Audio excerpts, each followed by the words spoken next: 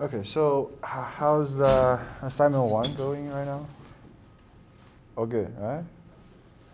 Okay.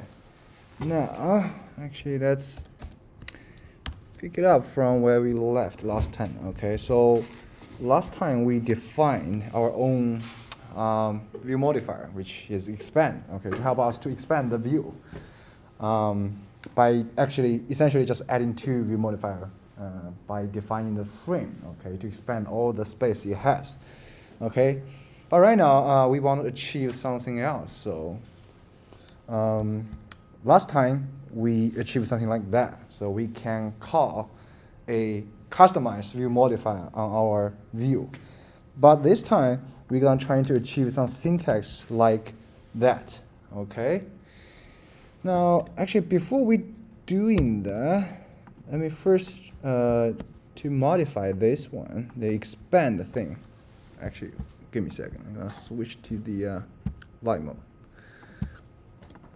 Here you go.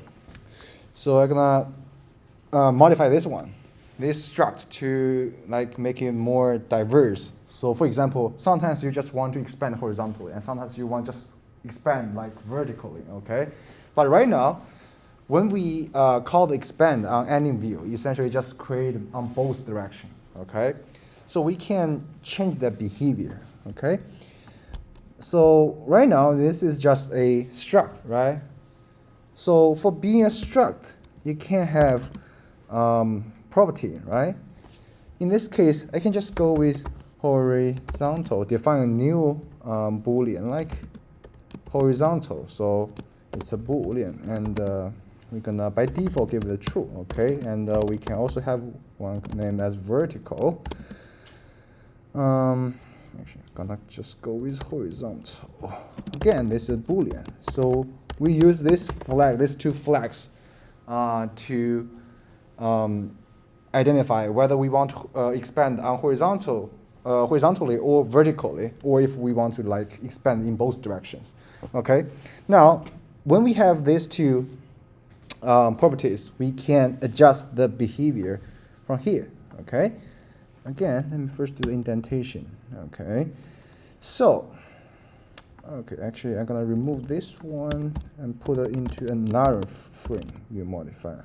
So it's a max height, and by default we go infinity. Okay, so if again I'm gonna use ternary operator here. So if I indeed want to expand horizontally, right, then I go with infinity.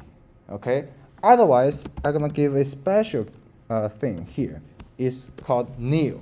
Okay, so the nil is kind of like, well, from the syntax is kind of like the, maybe you know the no pointer in the C++ or the none in Python, right?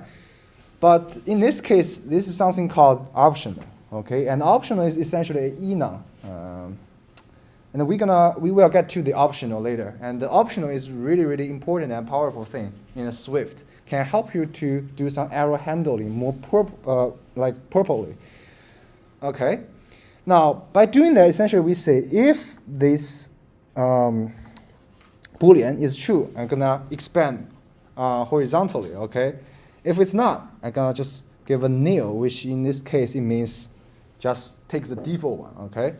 And we're gonna do something similar here. So if it's go vertical, I'm gonna go infinite. Otherwise, just go use the default one. Okay. Then we actually let me show you something. So we can create an enum here. Okay. Enum. Let me name that as expand direction. Okay. So I have actually 3 cases. First, I want to expand horizontally. Horizontal. Okay. Another case is vertical. Okay. Another case is or. It means I want to expand in both directions. Okay. So now I have this enum here. So I can create a more like convenient constructor or initializer for this struct. In this case, I just take a argument named as direction, and the type should be the expand direction, like that. And I'm gonna actually give a default value to this parameter. So by giving a default value, essentially I just do another assign symbol on the argument, okay? And in this case, I just go with the all. So it means if the caller of this initializer doesn't give anything to the initializer, it will just use the expand direction dot all. Okay, it will use the case. Okay, now let's do a switch statement here. Okay, and we want to switch on the direction. This variable, this argument is passed in. Okay, and so I'm gonna switch on this case. So if it's the case of vertical, okay, I'm just gonna change. I'm just gonna give a actually it's not horizon, so it's vertical. Assign the true boolean to the vertical. If that's the case of a horizontal, I just give a the horizon as true. Another case is if I want to expand all direction. As you can see right now, the default value for both flag are true, so I can just do nothing. Okay, if you want to do nothing, you can just break out all of this switch statement. So that's how you use the enum to achieve something more like simplified version. Okay, now we have a expand view modifier. Okay, let's go back to the group card view. Okay, let's try out. So in this case, by default, as you can see, I didn't pass anything into the constructor because by default it has a default argument which is expand direction dot all. So expand all directions. Okay. Now I can actually let me show you the auto completion. Okay. So you can see this is the auto completion gives you. So this is a constructor of this expand struct. Okay, now it takes a direction, and direction, you can see the type of direction is expand direction, and the expand direction is enum. So we can just use type of inference here. So I can say dot vertical essentially means expand direction dot vertical. Okay, you may see this a lot of times right now. I should preview these things. Let me see what's going on here. You should set the switch statement. You should set the like in your vertical. You should set the horizon to false because the default is true. Yeah, sorry. So this one actually goes horizon as false. If that's gonna go horizontal, I'm gonna change the vertical to false. Yep. Thanks. Here we go. Let's go back to this thing. Now, let's resume the preview, and you can see. So if we want to expand vertically, we can do something like that, okay? If not, we can go maybe also horizontally, go something like that, okay? Now let's go back to the default one, like that. Now, let's move on to the next topic is how we achieve more native version of .expand view modifier, okay? In this case, again, we're gonna use the extension. So all this view modifier you have seen right here, like dot background, like dot foreground color, they are some function defined in the view protocol. Okay, so if we want to add some additional function to that view protocol, so we're gonna use extension. Okay, now let's create a new extension file. I'm gonna go with a Swift file. Okay. And actually, let me see what name I give it. Okay, so this time I'm gonna go extend on view, and again the name just go with utility. Okay, so now that's a file we have. Okay, this time we're gonna extend on view. Okay, so the syntax again is similar, like extend view. Okay, now we define a new function on our view protocol. I'm gonna go with func, and this time I'm gonna call that as expand. Again, it takes a argument, and it named as direction, and the type is direction expand direction. Okay, I'm gonna also give a default argument. Now this time the return type is SUMView. Okay, so when you call this function, it returns some. It kind of modify the existing view and return some other view. Okay, so type should be SUMView. Okay, so actually already talk about the sum keyword here. Essentially, when the compilation happen, the compiler gonna infer so what kind of the concrete type of this thing and replace that one with the concrete type. Okay. Now, for each view, actually, we have one thing called self. So self essentially is just the view your view modifier calls upon. Okay.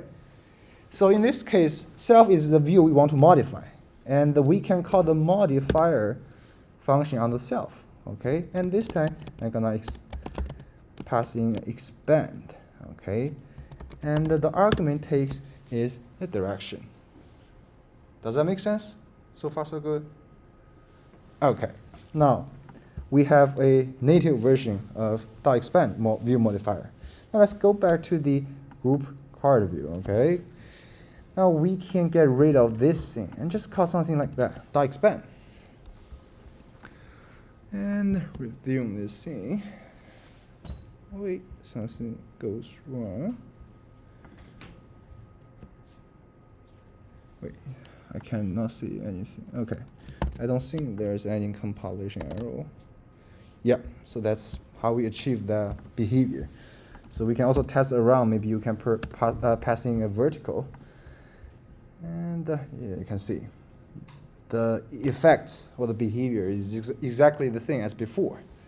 So now that's how you define your own view modifier, and it can help you to reduce some it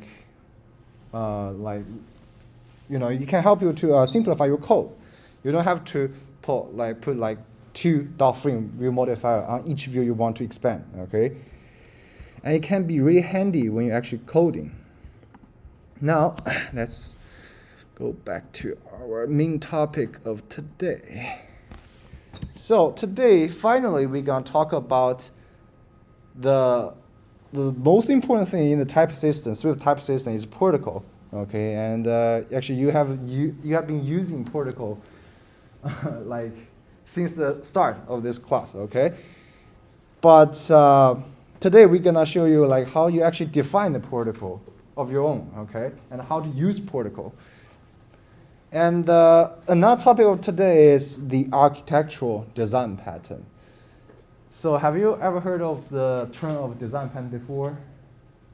So there's lots of different categories of in a design pattern. So have you heard of singleton or builder pattern? But today we're going to talk about the architectural design pattern. So essentially, it helps you to organize your code. When your project grows, become larger and larger, and this kind of principle guidance can help you, guidelines to help you to organize your code more cleaner. Okay. And now we're gonna also see how we identify, how we follow that kind of guidance in our code. Now, let's go to protocol. So, protocol offers a way to define a blueprint of methods, like properties or other requirements for a class or struct. So, if you recall, before, when we do something some struct conforms to identifiable, okay? So, you cannot just use a syntax like colon identifiable, right? The compiler gonna give you some error, because there are some requirements. So for the case of identifiable, the requirements is you have to provide a ID, a variable named as ID, okay? So take a look at this example here. So I create a protocol named as greatable. Sorry for this kind of stupid name, but essentially it means when the struct or something want to behave like a greatable, it has to implement 2 functions. So first function is greeting, and the second function is a greeting with a argument Okay, so the signature should be exactly the same because I define these two, I kind of specify these two requirements here in my protocol. Okay. Now let's take a look at like how we conform to this new protocol we define. The syntax again is exactly the same as before. You may already use that quite a lot of time. And when you conform a student class to a greetable, you have to define these two functions. And the signature has to be exactly the same as you define in the protocol. Okay? If you don't do that, the compiler just give you some error. Okay. Now, so, like in this case, I just put some like print statement here. Like if it's greeting, just print like student say hellos. And if it's another signature is with a sentence, I just print that sentence. Okay. Now, what if you want to know the greeter for like any type or any class, any struct that conforms to this greetable protocol? So you can define another thing in this protocol. It's a property, okay, because it declares a var, okay. So it means whenever you want to conform to this greetable protocol, I want you to provide a variable named as greeter. And the type should be string, okay? You don't need to worry too much about this thing here. So you can see there's a get here. We're going to talk about that later, okay? Now, let's take a look at the code example. So in this case, when you have the student class to behaves like greetable, you have to provide this greeter, okay? And the type has to be string because you just specified it here, okay? Now, by using that, you can define your greetings with the name of the student, okay? Just something like that. And again, we are using string interpolation here, okay? Now, so the protocol seems pretty powerful, but sometimes you just don't want user to define their own functions again and again, because sometimes you can have the default implementation for some certain easy function. So in this case, for example, let's take a look at the example before. So because this is a really simple case, we just print the student name and print some sentence, okay? So I can just provide a default implementation for my protocol. And by doing so, we again use the extension, okay? So when you want to provide the default implementation for the protocol, you have to go by the extension. There's no other way, okay? It's kind of the design choice they made, okay? So by using extension to extend on the greetable protocol, you implement the function body for these two functions, and the signature has to be exactly the same, okay? And in this case, you can see the compiler actually know you have this variable in this protocol. Well, it's named a greeter, because whenever you conform to a greetable protocol, you already have a greeter, right? Otherwise, the compiler won't let you pass, okay? Now, let's take a look at this one. Okay. So now we have provides two default implementation for these two functions. Now, when you conforms to your protocol, actually conforms your like class or struct to this greetable protocol, you don't need to provide these two functions because they already have a default implementation.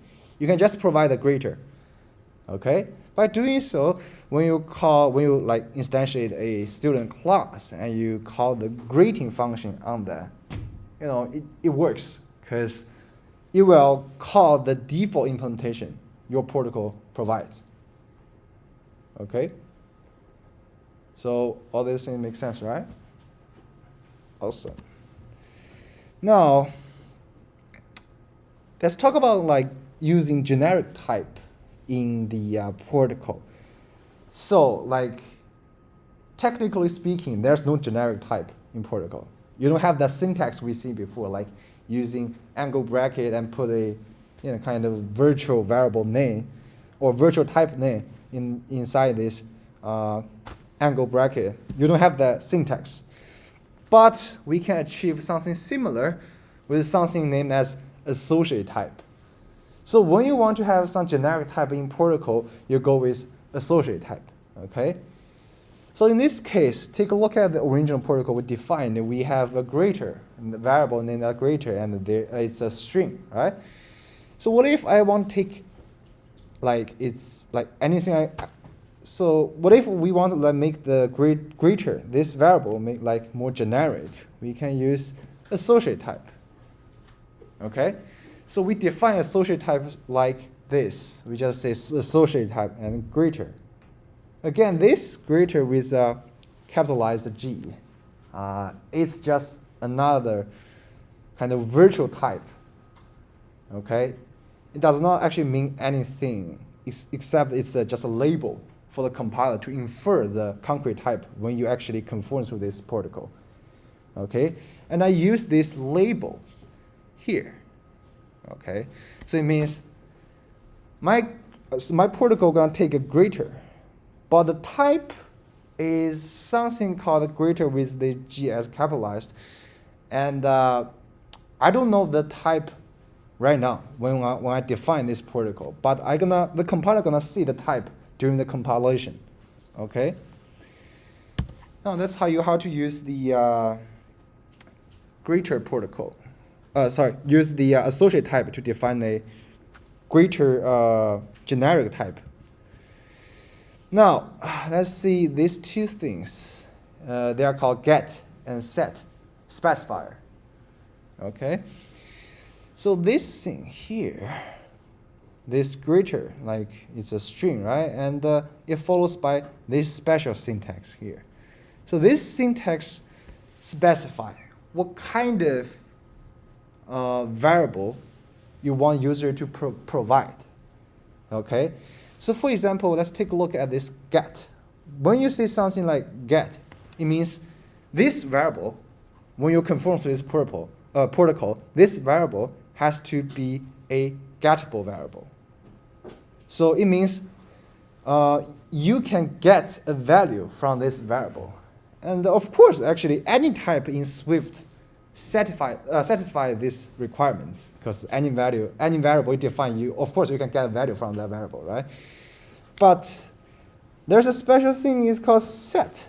So it means a variable that we can set a value to, like assign a value to that variable, okay?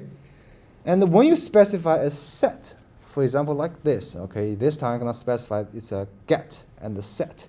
It means it has to be gettable and it has to be settable.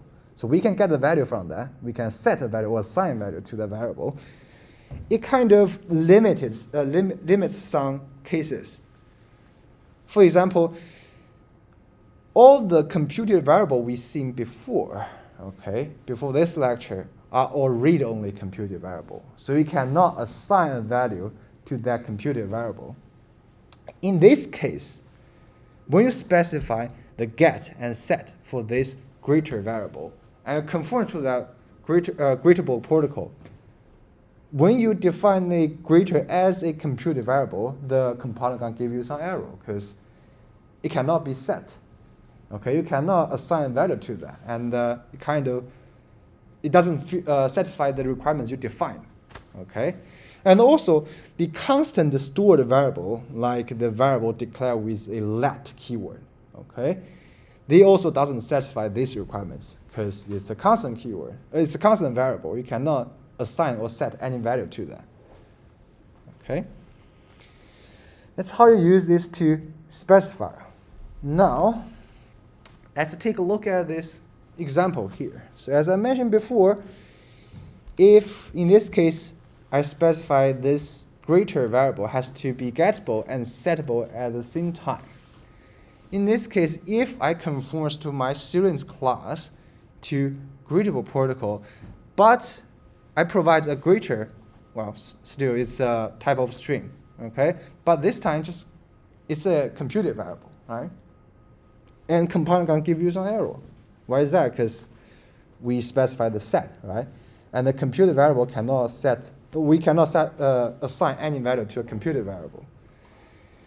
The another case is the constant stored variable. As you can see, when you do something like that, well, again, you're gonna get some error from the compiler. Okay. Now, let's talk about the architectural design pattern. And the architectural design pattern we're gonna talk about today is the MVVM. Okay. So as I mentioned before, a architectural design pattern is a kind of design guideline or some rules to help you to structure and organize your code for application. Okay, and when your code base becomes larger and larger, you can see the benefits from applying such architectural design pattern. Okay. And another important thing is there's no golden standard here. So we have lots of architectural design pattern out there, okay?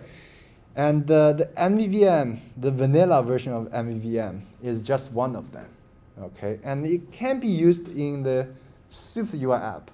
But of course, you get lots of other things. Maybe you have heard of the MVC thing, okay? And other things like Viper or kind of vertical slide structure, all these things, they are just some other architectural design pattern. And later, if you learn all this architectural design pattern, you can make your own choice, okay? So why we use the MVVM here? Because it's more easy for you guys to start from, okay? And well, sometimes you may find some rules defining this architectural design pattern can be a little bit hard to follow because, well, as I said, there's no golden standard. You always have to be flexible to change your code around, okay? And it's okay. So when you for example, in the Swift UI app, sometimes you want to strictly follow the rules of the MVVM, and you may see sometimes it's not possible, and it's okay. You can make some workaround. It's totally fine, okay?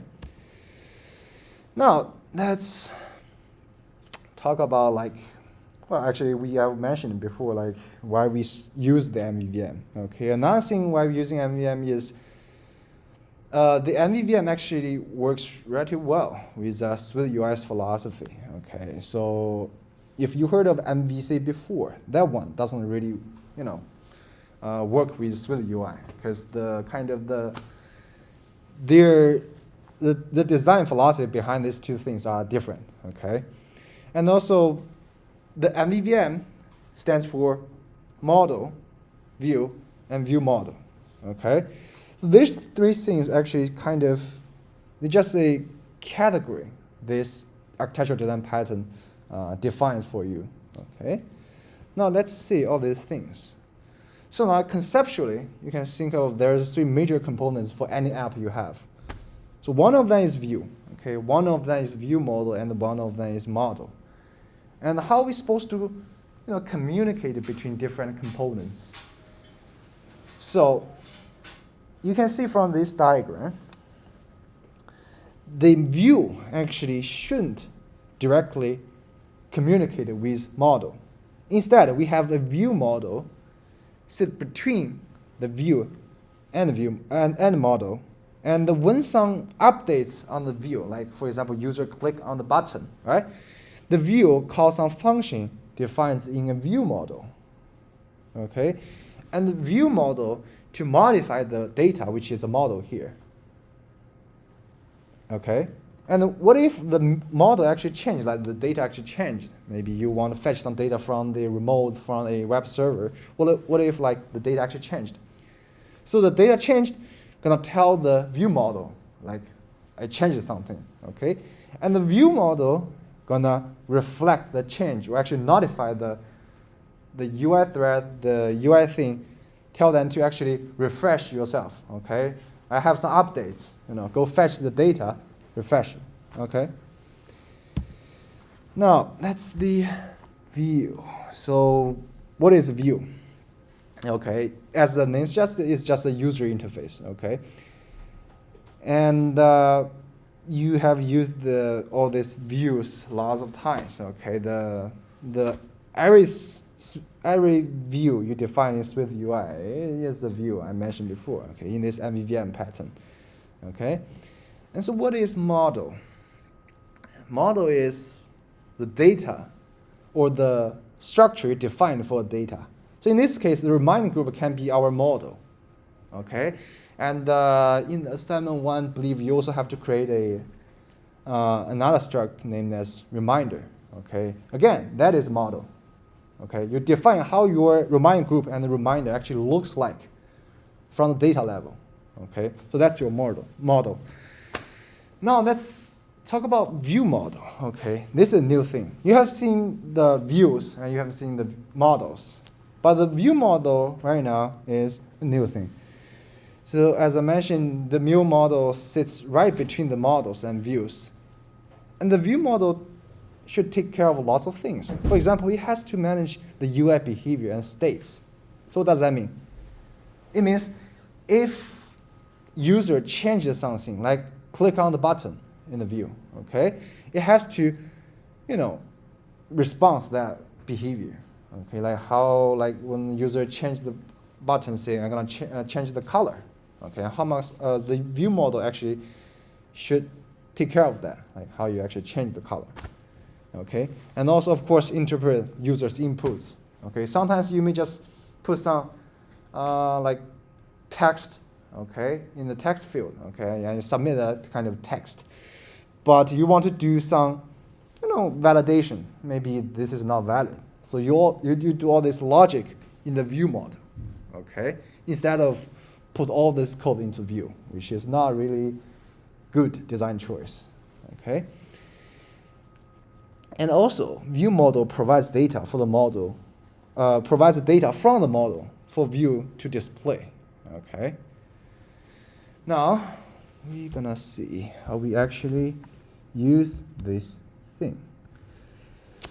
Now, let's go back to our Xcode project. I'm gonna show you how we create our view model and kind of refactor our code to conform or to follow the guideline of MVVM.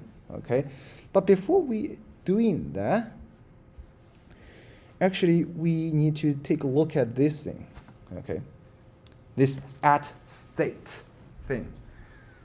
So this thing is kind of like the mutating keyword in struct, because I mentioned before, everything inside the struct is immutable. Okay, you cannot just change things around. Okay, you have to compile to do something special. Okay, but this at state actually do some additional things. It's not like mutating. It has more functionality. In this case, we need to think about how does Swift UI actually refresh the data. Okay, and it cannot just redraw itself again and again and again, because it's a struct. When it wants to redraw itself, it just create a new struct. Okay, create a new file. And when you have lots of complicated view inside your, for example, like group card view, your performance gonna suffer.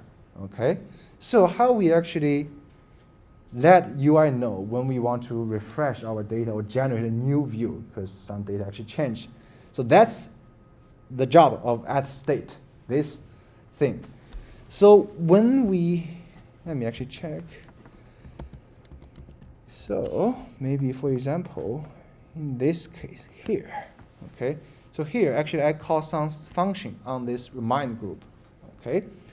And when I call this change label color on the reminder group, okay, the code is gonna know you want to change something, okay, and the model you use actually changed, right? And this at state here, when it detects a change, you're gonna publish some, some information to the view or to the UI, okay, whatever who is managing the, who is managing the UI. But this one gonna tell the UI, okay, I have changed. Okay, now fetch the new data and display the new data. Okay, by doing that, the Swift UI gonna just create a new view. Okay, you're gonna again call the initializer of this struct and create a new view with new values. Okay, that's how you refresh the view, like efficiently. Not exactly the most efficient way, but that's how they do efficiently without any like additional adjustments. Okay, so it has to actually publish something to the UI. Okay, now it's time to actually to create our view model. Okay, now let's first create a group named as view models, and of course we're gonna create another folder. Sorry, create another folder as views, and another folder named as models. Okay, let's identify the views, the view models, and models inside our code. Okay, so as I mentioned before, so the view you have seen is, well, the view. Okay, so the group card view is a view. Okay, let's reorganize this thing to this folder. Okay, and of course the content view is again is a view. Okay, I'll put that to the view. Now this thing, remind the group. So what's that? Any? Yeah, it's a model. Okay, now let's put that into the models. Okay. Now, actually, first check out the group card view here. You can see what we are doing before is essentially we let the view and the model communicate directly, because this thing is our model, right? And just defined right inside our view. They communicate with each other directly. Okay. Now I want a view model sit between these two elements. Okay, I can define this view model here. Now let's create a view model, and we also have some naming convention for the view models. Okay, usually we go with the model name we want to control or we want to bridge. In this case, I want to bridge the reminder group and then followed by view model. Okay, you can give whatever name you want, but it's just some convention. Okay. Now we have a new Swift file. Okay. Now let's see how we define this view model. Okay. So for view model, generally speaking, we go with class. Okay. Now let's give a name again. We call it reminder group view model. Now this time, I have to confer a protocol. The protocol named as observable object. Okay, we're gonna see how this thing actually work very soon. Okay. Now, but right now, just make this class conform to this observable object. Okay. Now I need an initializer for this class, and this time just take a variable named as name, because that's the name of this reminder group. And inside this constructor, this initializer, I create a reminder group with the name. Okay, that's how we define this initializer. Again, actually we may need a empty initializer. Okay. Why we need this one? Why we need sometimes we need a empty initializer? Do you guys still recall? Default constructor. Yeah, because class do provides a free initializer, right? But when you define your own initializer, this one just goes away. Okay. Actually, I forgot to declare the local variable. It should be var reminder group, and just go with the default name. Unnamed group, whatever you want. Here we go. I think the compilation gonna just let me pass. Okay. Here we go. Now, so the view model sit between the view and the models. So we usually want to bridge some function from the model to the view model. Okay. In this case, actually, let's first open these two things side by side. And we want our model here. Okay, you can see all the model things. Okay, and sometimes we want to bridge this function because the view wants to call this function on the view model instead of directly on the model. Okay, so I provide a function. Maybe I just call a function like change label color. Okay. Well, actually, you can just copy paste this one. So it seems a little bit stupid, right? Because we just have a really simple project. But when your code base it gets larger and larger, and you want to do more complex or complicated operation between the model and the view, you can find that this view model structure is really helpful. Okay. In this case, I'm gonna just call the function on this reminder group. Okay. So makes sense, right? Okay, color, because we want Swift UI here. Here we go. Now again, I want to provide some like label color, which is a color, and it's computed variable to return the color from the reminder group. Okay, and we also want a maybe name. We want to use string remind group name. There we go. Now we have a view model. Okay. Now let's go back to our group card view. So the group card view looks like that. So right now we are directly communicating with the view from the direct communicating to the model from the view. Okay. We want to get rid of this thing. Okay. And we want something else. In this case, again, I'm going to use a special syntax here. It's called observed object. Observed object here. I'm going to explain this later. Okay. Reminder group. I just give a name. Remind group view model. Okay. And the type should be reminder group view model, like that. Okay. And this time I'm just gonna provide another initializer here. In this case, you may want to sometimes just pass in a reminder group view model from the color. And there are lots of typing here. Just assign the reminder group view model to the one we passed in. Okay.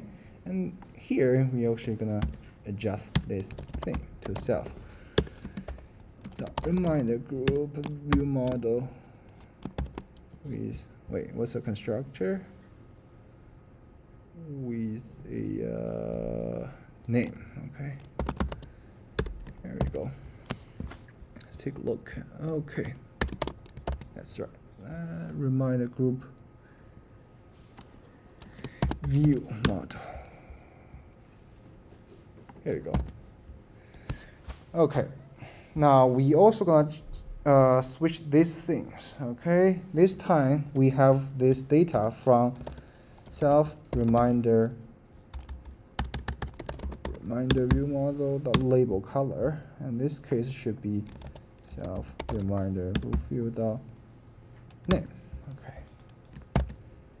Okay. Now let's take a look at this thing. Actually, let me trying to figure out what okay.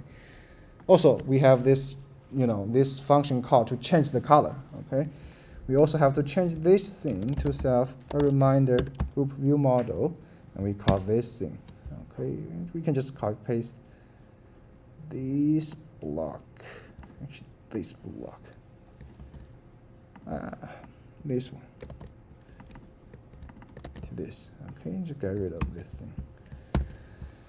Okay, another arrow here, because initialize all properties. We can just give a default reminder group view model with a just whatever name you want.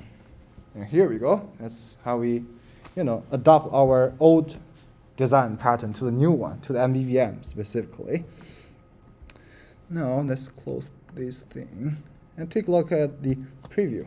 Okay. Well, right now, if I run this preview, if I click on the change the color button, right? I want to change the color. But you can see there's nothing changed. So the reason is, actually, I'm gonna first talk about like why I use this thing, why I use observed object, and let me see, in this view model, why I have to conform to this observable object. So as I mentioned before, so the Swift UI when the data change, the Swift UI actually want to receive something, some notification. Let's say, okay, the data changed. I want to reconstruct a new view. So it has to observe on something, okay? And the add state you've seen before actually did the job for you. Now, right now, we have our own view model. So first, when we define this class, it has to be observable object. It has to conform that protocol. And when you use your view model in your view, it has to have this special thing here. It has to be observed, okay? But right now, the issue is the Swift UI, the view actually is observing the change inside this view model, but you didn't actually notify anything. So we have another special thing called @published. So it means when the reminder group actually changed, when the property or the something changed inside this reminder group, it's gonna publish the change. Okay? And the view is currently observing the change of this view model. Okay? So when the change happens inside this reminder group, it publishes the change, and the Swift UI gonna receive that change and gonna reconstruct a new view. Okay? That's how this keyword actually works. And actually, these things come from another library in Swift provided by Apple. It's called Combine.